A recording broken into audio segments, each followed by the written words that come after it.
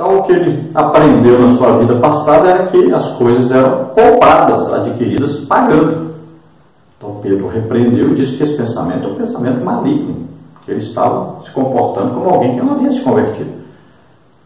Então, ele vai o quê? Corrigir isso imediatamente. Um novo convertido, ele não sabe nem orar ainda. Ele pede o quê? Pede o pastor orar por ele, é claro, é evidente. Então, ele disse: orem vocês por mim para que não me aconteça isso. Com má intenção, ele teria morrido, como morreu Ananias e Safira, que queriam aparecer, enganar, e morreram devido a isso. Mas aqui o Simão não morreu, não. Então, eu acredito que ele se arrependeu. O desejo dele era ter aquele poder para orar pelas pessoas. Não era ter o poder para ganhar dinheiro, não está escrito isso aí. Então, tem pessoa aí, condenando já o Simão, e a maioria condenaram o Simão, mandaram o Simão para o inferno. Mas eu acredito que os apóstolos fizeram foi restaurar então Simão para que ele continuasse a sua vida cristã. Então vamos ver tópico 1, contexto histórico de Samaria. Subtópico 1, a fundação de Samaria. Subtópico 2, o cativeiro. Subtópico 3, as diferenças entre judeus e samaritanos. Subtópico 1, a fundação de Samaria. A cidade de Samaria foi fundada pelo pai do rei Acabe, o qual reinava sobre 10 tribos do norte, que se apartaram de Jerusalém no século X a.C. O nome do rei era Omri, que comprou um monte de um cidadão chamado Semer, onde fundou uma cidade, a qual deu o nome de Samaria, em homenagem ao dono anterior, e fez dela a capital do seu reino. Primeiro livro de Reis, 16:24. Mesmo antes da dispersão dos israelitas do reino do norte, já havia um clima de tensão entre Samaria e Jerusalém, Israel e Judá, os dois reinos que se dividiram após a morte de Salomão. Então nós sabemos que após a morte de Salomão, Roboão veio e seguiu o conselho dos jovens, Sabemos aquela história, você leia aí direitinho, você vai ver muita coisa sobre isso. Veja, por exemplo, leia Neemias, Esdras, vai ver ali Sambalate, que era governador de Samaria, que queria impedir que Jerusalém fosse reconstruída. Então sempre houve essa inimizade. Não precisa você perder muito tempo com isso. Apenas o que já está escrito aqui está bom demais você só ler, só para informação dos irmãos. Então, houve a divisão das tribos, havia a inimizade entre a parte do norte e a parte do sul. Depois, a parte do norte foi invadida pelos assírios, a inimizade ficou maior ainda, porque os filhos daqueles judeus agora eram de casamentos mistos entre judeus e assírios e outros povos também. Foram tragos outros povos sem ser os assírios para a região norte de Israel, que passou a ser chamado só Israel, e a parte do sul passou a ser chamado de Judá. Então essa mistura fez com que eles começassem a adorar deuses, construíssem o seu próprio templo, e independente então do templo em Jerusalém. Esse templo passou a ser um concorrente do templo em Jerusalém. Para que eles não viessem a Jerusalém adorar a Deus, então foi construído um templo para eles lá no Monte Gerizim, e eles ficaram lá então. Então eles começaram a ter uma religião mista, ao mesmo tempo temiam a Deus, ao mesmo tempo serviam aos deuses. E os judeus legítimos, que conservaram a sua fé no Deus único, verdadeiro, que adoravam só esse Deus, que combatiu a idolatria, passaram a odiar os samaritanos odiá-los. Então houve essa separação entre eles. Não precisa falar mais do que isso. Então, subtópico 2, aí o cativeiro. Quando o rei da Síria, Salmaneser, sitiou Samaria em 722 a.C., levou para o cativeiro as 10 tribos do norte, segundo de Reis 17:3.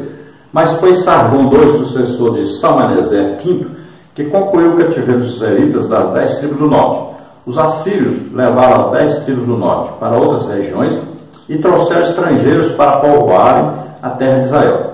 Os povos filhos de Israel que ficaram na terra se misturaram com os estrangeiros deportados de suas terras, segundo de Reis 17, 24 a 31. Desse modo, seus filhos não eram totalmente judeus, nem completamente gentios, eram samaritanos. Então aí já está bem explicadinho, não precisa perder muito tempo com isso. Você apenas leia para os alunos conhecerem. O importante para nós na lição é lá no tópico 3, lembre-se disso, falando sobre o poder de Deus. Nós estamos falando sobre batalha espiritual. Então esse lado histórico aí, é apenas para você entender o contexto onde Filipe foi pregar. Subtópico 3, as diferenças entre judeus e samaritanos. Os judeus recusaram a ajuda dos samaritanos na reconstrução do templo de Jerusalém, quando Judá retornou do cativeiro babilônico. Esdras 4, de 1 a 4. Os samaritanos rejeitaram as escrituras do Antigo Testamento, adotaram apenas o Pentateuco e também construíram um templo rival no Monte Gerizim. Com esses fatos, a ruptura samaritana se consolidou, mas eles esperavam também a vinda do Messias, João 4, 25. Na era apostólica, Samaria era o nome da cidade e ao mesmo tempo da província romana. Então você vai ver no tempo de Esdras que Esdras recusou a ajuda deles porque sabia que era uma ajuda falsa. Na verdade, eles queriam era atrasar a reconstrução da cidade de Jerusalém e do templo. Então, ele teve o discernimento dado por Deus para saber que eles eram inimigos. Ali tinha o quê? Tinha Sambalate, Tobias, Gesem e ainda alguns amonitas. Então, para você saber mais ou menos o que eles acreditavam, eles só seguiam o Pentateuco. Por isso foi dito que eles tinham apenas o quê? A letra, a escritura, mas não o Espírito. Por quê? Eles não acreditavam no poder do Espírito Santo. Então, quando se falava em profeta, por exemplo, o profeta era um homem tremendamente usado por Deus e também tinha ali o poder de Deus em ação através dele. Então, como eles não acreditavam nessa participação do Espírito Santo, do poder do Espírito Santo, então eles ficaram só com o Pentateuco, por incrível que pareça, com aquele monte de milagres lá, e mesmo assim não acreditavam nessas coisas, não desejavam conhecer essas coisas, negavam a existência então dos profetas e do restante da palavra de Deus. Só ficaram com o Pentateuco. E, através do Pentateuco, Moisés disse que viria um outro semelhante a ele, e eles acreditavam nisso, estavam esperando a vinda do Messias. Eles construíram então um templo no Monte Gerizim. Jeroboão colocou até um bezerro de ouro para ser adorado por lá. Então foi ensinado a eles que havia um Deus naquela terra. Então chamaram os sacerdotes judeus. Só que esses sacerdotes também eram corrompidos, viviam na idolatria e castigados sempre por Deus.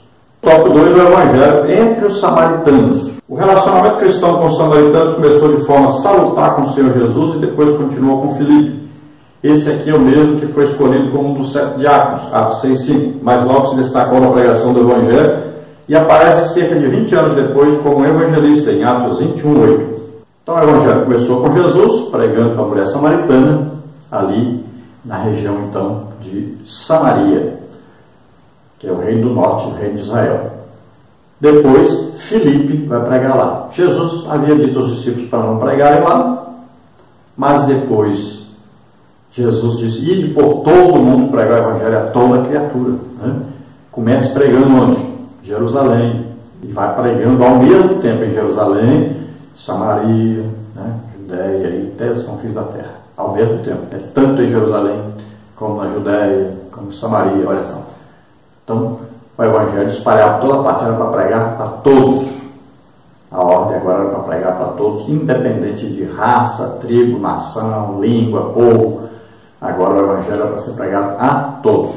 Então, no tópico 2, nós temos subtópico 1, Jesus e os samaritanos, subtópico 2, o poder de Deus entre os samaritanos, subtópico 3, o batismo do Espírito Santo. Subtópico 1, Jesus e os samaritanos. Os samaritanos, numa ocasião, recusaram-se a receber Jesus quando ele estava a caminho de Jerusalém. Veja Lucas 9, 52 e 57. Mas na aldeia de Sicar, em Samaria, João 4, 5, os samaritanos receberam Jesus e creram na sua mensagem como resultado do testemunho da mulher samaritana.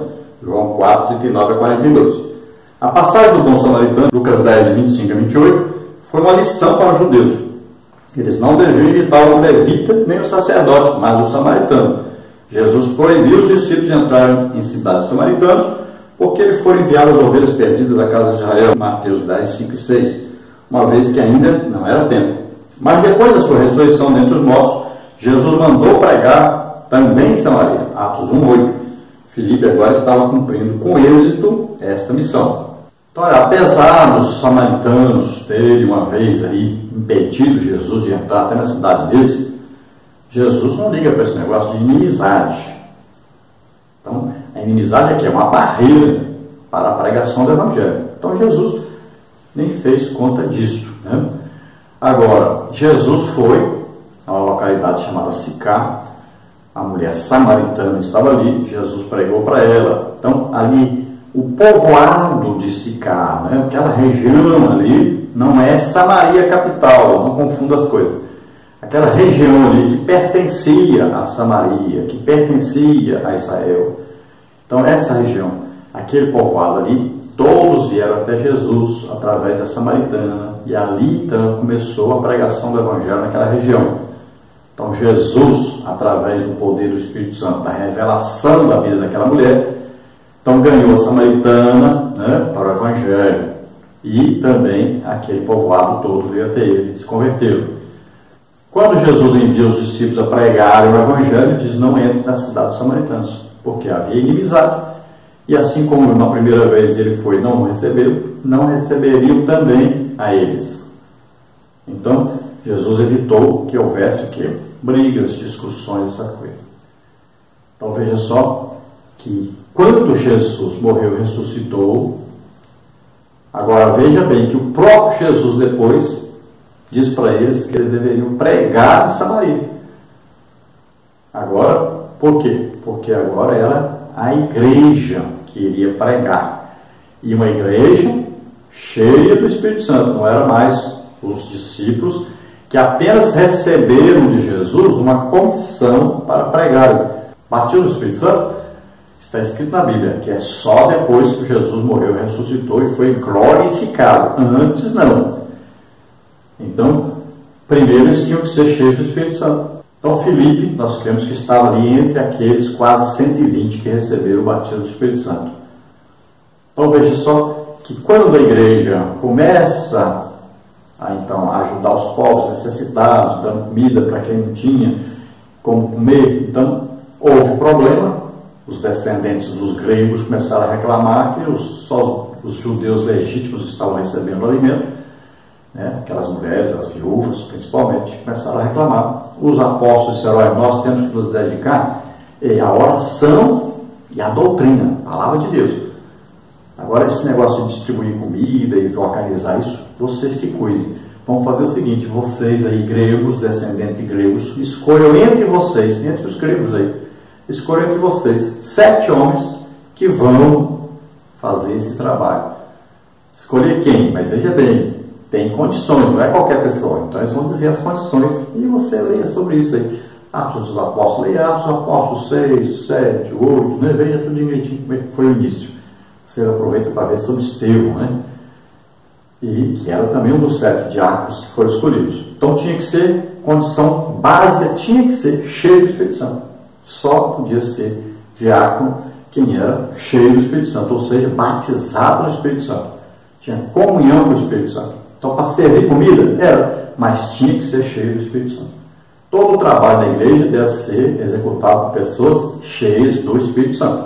Depois que ele prega em Samaria ali, a igreja começa a crescer, muita gente aceitando. Ele agora é chamado por Deus, enviado por Deus a ir para o deserto pregar lá, aquele primeiro-ministro, né, da rainha Etíope, que o título dela é Candace, não é o nome dela, o título é Candace. Então ele prega para aquele homem, batiza ele nas águas e ali ele é arrebatado, vai para Azoto. E mais de 20 anos depois, quando Paulo passa em Cesareia, ele fica na casa do Filipe. O Filipe agora era evangelista, não era mais diácono, era o evangelista. E ele tinha 4 filhas e as 4 filhas profetizavam. Foi exemplo de pai, foi exemplo de homem que acreditava no poder de Deus e passou para a sua família essa fé. Isso toca 2, então, o poder de Deus entre os samaritanos. Filipe foi impulsionado pelo Espírito Santo, do contrário, não ousaria enfrentar a hostilidade dos samaritanos. Filipe lhes pregava a Cristo, versículo 5, com poder, de modo que as multidões prestavam atenção no que ele dizia, pois ouviam e viam os sinais que ele fazia. Versículo 6. Era algo inédito que atraía as multidões, pois que os espíritos imundos saíam de muitos que os tinham, clamando em alta voz, e muitos paralíticos e coxos eram curados. Versículo 7. Essa manifestação era um autêntico poder do alto contra as hostes por meio da pregação do Evangelho.